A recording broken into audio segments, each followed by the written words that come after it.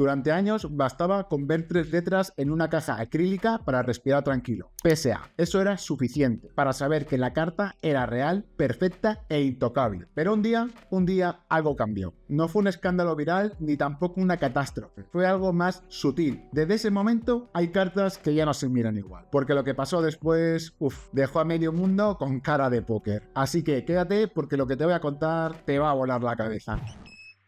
Antes de entrar en esta historia, hay algo que necesitas entender primero, porque si nunca has grabado una carta o no sabes qué significa PSA, este escándalo no tendría mucho sentido para ti. Lo más importante que debes saber es que PSA son siglas que significa Autentificador Deportivo Profesional, una empresa estadounidense especializada en autentificar y calificar cartas coleccionables. Hasta ahí todo claro. Y aunque existen otras compañías como Beckett, CGC, esta es la más conocida y respetada a nivel internacional. Respetada. Quédate con eso que ya luego entenderás el porqué. Reciben miles y miles de cartas cada día y las evalúan una por una, asignándoles una nota del 1 al 10, según su estado cuenta. Pero la nota no es solo una opinión, es un número que define el valor real de esta carta en el mercado. Nuevamente, quédate con esto. Una misma carta puede valer entre 50 euros si es un PSA 6 o puede alcanzar los 5.000 euros, ojo, dependiendo de la carta que sea, en PSA 10. O sea, la diferencia importa muchísimo, que una décima puede cambiar absolutamente todo, como tú en la selectividad prácticamente. Así que cuida tus cartas, que luego esto cuenta muchísimo.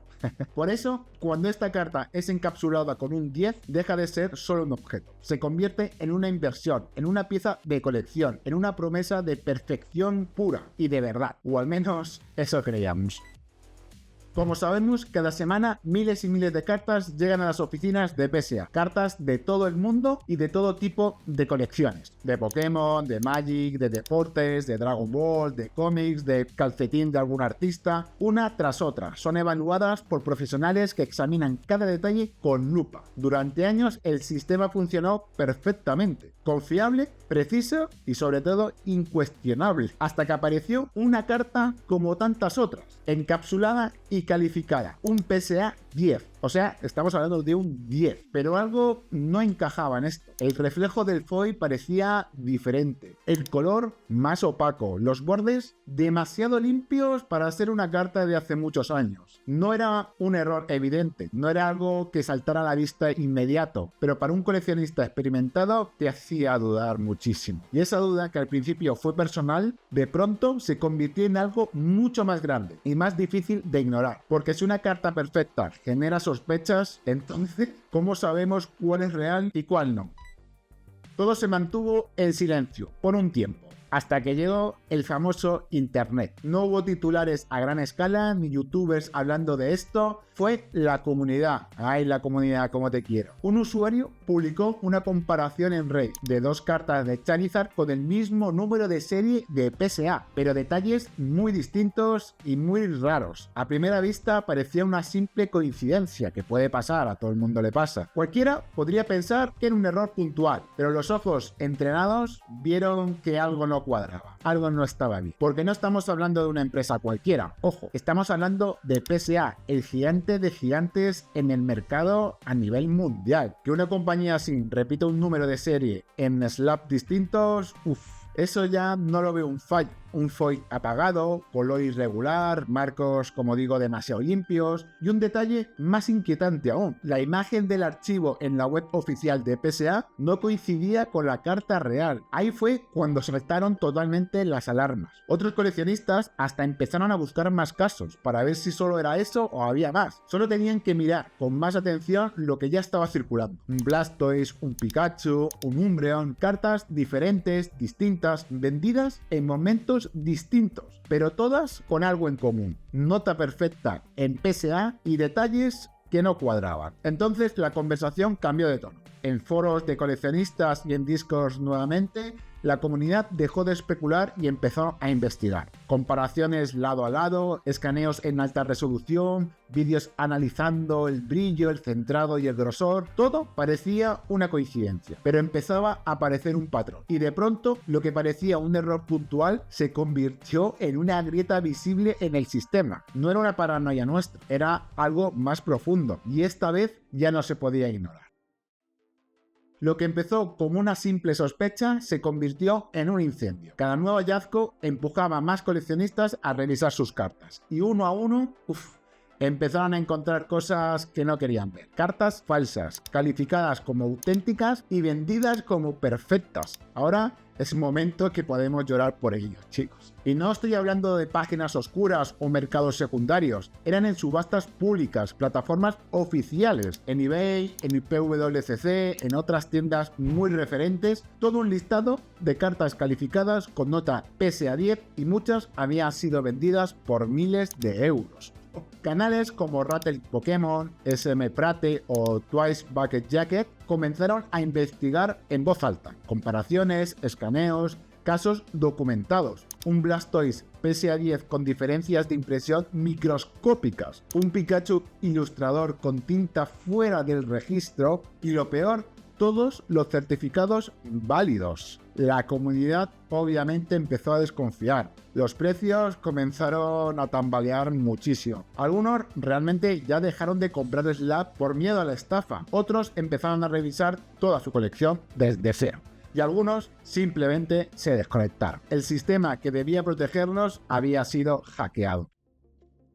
Los falsificadores no solo imitaban cartas, construyeron un negocio, un monopolio. Compraban slabs reales de cartas baratas, lo abrían con calor, con muchísimo calor, insertaban falsificaciones de alta calidad y los volvían a sellar con un cuidado quirúrgico. O sea, locura. La inversión inicial para esta estafa podrían ser unos 100 euros y el resultado final una venta de más de 10.000 euros. Pero eso solo era una parte. Algunos falsificadores iban ya más allá. Recreaban las etiquetas de PSA con datos reales. Clonaban números de series legítimos y fabricaban ellos mismos los slabs completos desde cero, sin necesidad de abrir nada. Y lo más preocupante es que el mercado lo aceptó sin cuestionar nada. Vendieron cartas manipuladas sin saberlo, porque todos al final confiaban en lo mismo, el encapsulado, no hay más que decir. Los compradores, pocos miraban los detalles, pocos verificaban el número de serie, que es importantísimo esto. Y en ese silencio colectivo, el fraude empezó a crecer mes tras mes, venta tras venta, hasta que fue imposible ocultarlo. Cuando todo estalló, muchos esperaban una reacción inmediata, un comunicado, una revisión masiva, mínimo una disculpa, algo, pero PSA guardó silencio. Durante semanas no hubo declaraciones oficiales ni reconocimiento público del problema, solo incertidumbre, que es lo peor que puede pasar. Y mientras tanto, las cartas seguían vendiéndose en esas plataformas conocidas, hasta que poco a poco las acciones comenzaron a hablar por sí solas. PSA empezó ya por fin a hacer algo, actualizar mínimo su base de datos y en algunos casos retiraron slabs sospechosos que habían sido reportados. Todo sin dar explicaciones de nada. Las plataformas también reaccionaron. Algunos lotes fueron retirados, otros reembolsados tras miles de reclamos, pero sin una limpieza profunda, sin admitir que algo grave había fallado. Y entonces, justo entonces, como tantas veces en este hobby, la comunidad tomó el control. Foros de coleccionistas, vídeos de youtubers reconocidos, ayudando a dar comparaciones, análisis y alertas a toda la comunidad, en una forma informal pero totalmente efectiva. La verdad es que nadie bajó del cielo a arreglar esto, ni PSA ni las grandes casas de subastas. Fueron los mismos coleccionistas los que se movieron, los que encendieron la alarma, los que se protegieron entre sí. Es que estamos unidos, chavales. Y eso deja una última pregunta. ¿Y tú cómo puedes protegerte ahora? Ahora que ya sabes lo que pasó, viene la parte que de verdad importa, porque por eso es este vídeo. ¿Cómo protegerte? Porque sí, el sistema falló, pero eso no significa que estés solo. Hay formas reales de defenderte como coleccionista que eres. Y lo único que tienes que hacer es seguir estos simples pasos. Primero, verifica el número de serie en la web de PSA. Si la carta no tiene foto oficial y su valor es alto, vete de ahí corriendo.